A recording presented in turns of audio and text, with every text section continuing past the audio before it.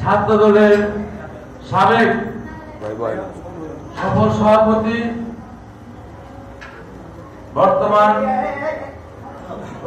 চকবাজার থানা যুব দলের অন্যতম যুব নেতা আরমান আহমেদ একটি ব্যতিক্রমী কর্মসূচি হাতে নিয়েছেন। উনি আহ্বান করেছিলেন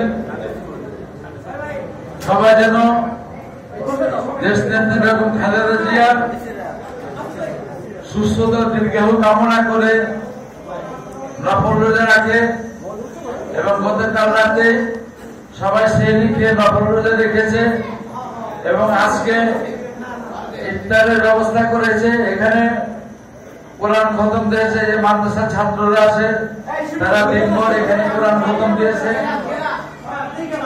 এখন ইফতারের পুরো মুহূর্তে দোয়ার মাধ্যমে দেশনেত্রী বেগম খালেদা জিয়ার সুস্থতা কামনা করা হবে। আমরা সকলে আমাদের নেত্রী, আমাদের প্রান্তীয় নেত্রী, বাংলাদেশের বিশ্বাস আস্থার প্রতীক, প্রধানমন্ত্রী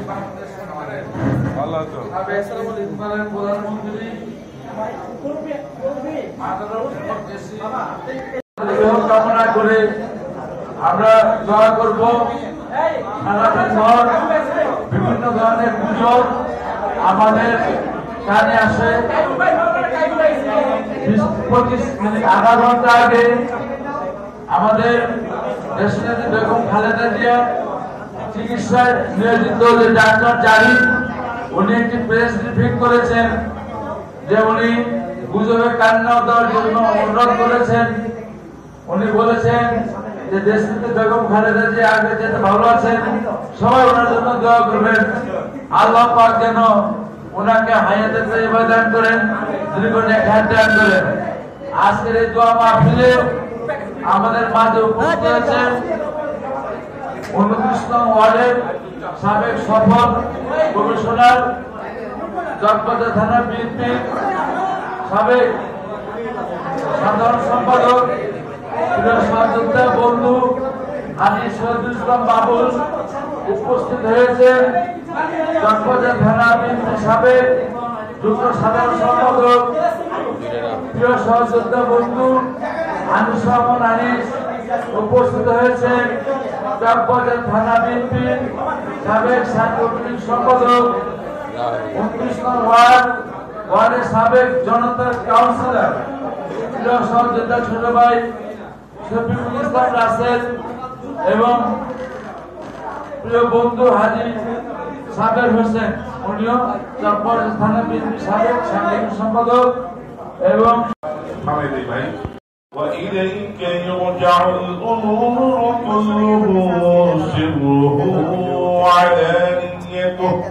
اللهم لك الحمد كما ينبغي لجلال وجهك وعظيم سلطانك، لا أحصي ثناء عليك أنت كما أثنيت على نفسك. اللهم اشف مرضانا يا شافع الأمراض. اللهم ادفع بلياتنا يا دافع البليات. يا الله ইফতারের সামনে রেখে অনেকে রোজা রেখে আয় আল্লাহ জাতীয়তাবাদী দল বিএনপি সম্মানিত চেয়ারম্যান বেগম খালেদা জিয়া অসুস্থ হয়ে হাসপাতালে চিকিৎসাধীন অবস্থায় আছে মাওলা। তোমার অনেক বান্দা রোজা রেখে তার সুস্থতার জন্য দোয়ার নিয়ত করে তোমার দরবারে হাত তুলেছে। আমাদের সকলের হাতগুলোকে তুমি কবুল করে নাও, আমাদের এই রোজার আমলকে তুমি কবুল করে নাও।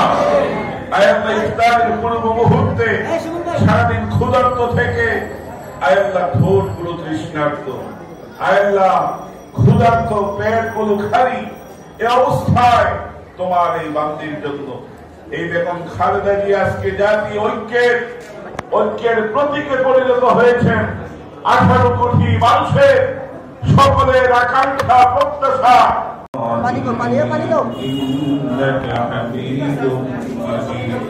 اللهم بارك على محمد وعلى آل محمد كما باركت على إبراهيم وعلى آل إبراهيم إنك حميد مجيد।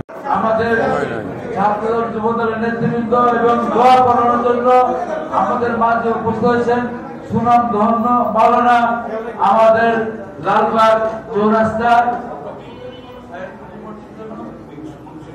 মুন্সি মিয়াজান মসজিদের সম্মানিত খতিব হাজী মাওলানা কাইয়ুম সাহেব এখন আমাদের মাঝে দোয়া পরিচালনা করবেন। আয় আল্লাহ, এই রোজাদারদের দোয়া 3 ব্যক্তির দোয়া কবুল হয়। রোজাদারের দোয়াও তুমি ফেরত দাও না। আয় আল্লাহ, রোজাদাররা তোমার কাছে ফরিয়াদ করতেছে, তুমি আরোগ্যতা তুমি আদা করে দাও। আয় আল্লাহ, ভারতের আধিপত্যবাদ বিরোধী আয় আল্লাহ ঐক্যের সিম্বল ছিলেন বেগম খালেদা জিয়া।